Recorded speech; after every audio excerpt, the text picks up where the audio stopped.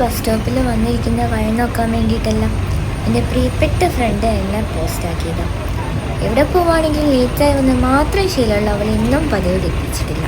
അങ്ങനെ 1.5 മണിക്കൂറായി ഞാൻ ഓടിക്കാൻ വേണ്ടിയിട്ട്. അങ്ങനെ ഓരോയിൽ അവൾ വന്നിട്ട് ഞങ്ങൾ ബസ് കയറിയിട്ടുണ്ടായിരുന്നു.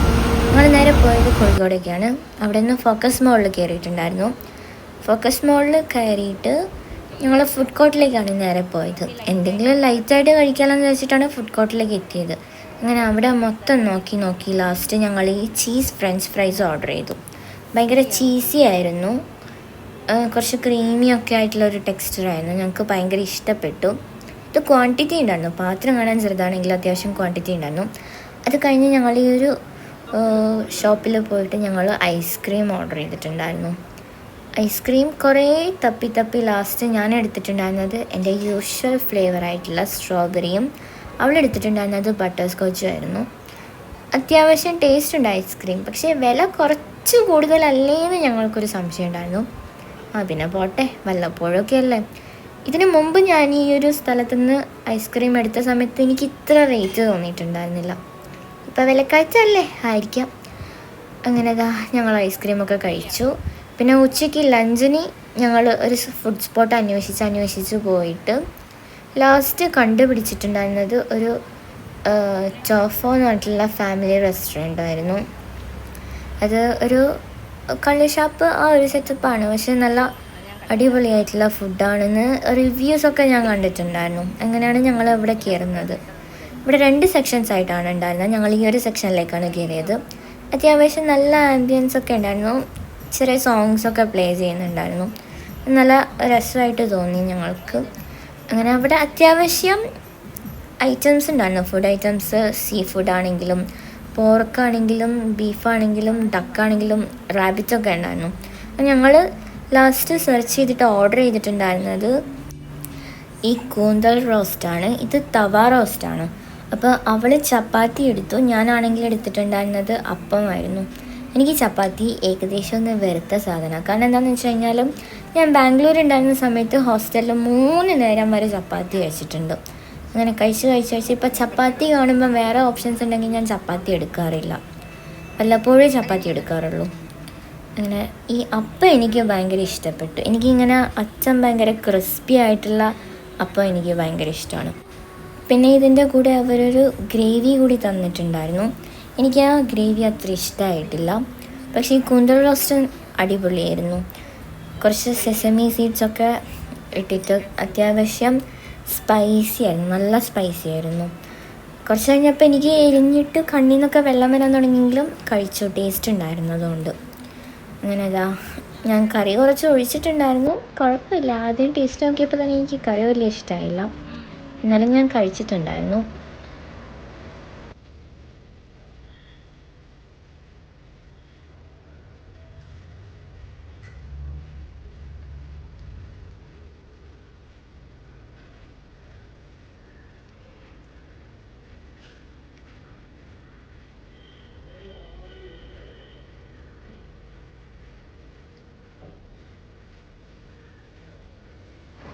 ഇവിടെ പിന്നെ ഡിഫറെൻ്റ് ആയിട്ടുള്ള സീ ഫുഡ് ഐറ്റംസ് കിട്ടുന്നുണ്ട്. പോരാത്തതിന് ഇവിടെ കള്ളുണ്ട്, പല ഫ്ലേവേഴ്സും ഉണ്ട്. ബട്ട് ഞങ്ങളത് ഓർഡർ ചെയ്തിട്ടുണ്ടായിരുന്നില്ല. അങ്ങനെ ഞങ്ങൾ ഫുഡൊക്കെ കഴിച്ച് നേരെ അവിടെ നിന്ന് ഗോകുലത്തിലേക്കാണ് ഇറങ്ങിയത്. ഗോകുലത്തിൽ ഞങ്ങൾ ആദ്യം കയറിയത് നെസ്റ്റോലായിരുന്നു. നെസ്റ്റോൽ ചുമ്മാ അവിടെ ഇവിടെയൊക്കെ നോക്കി.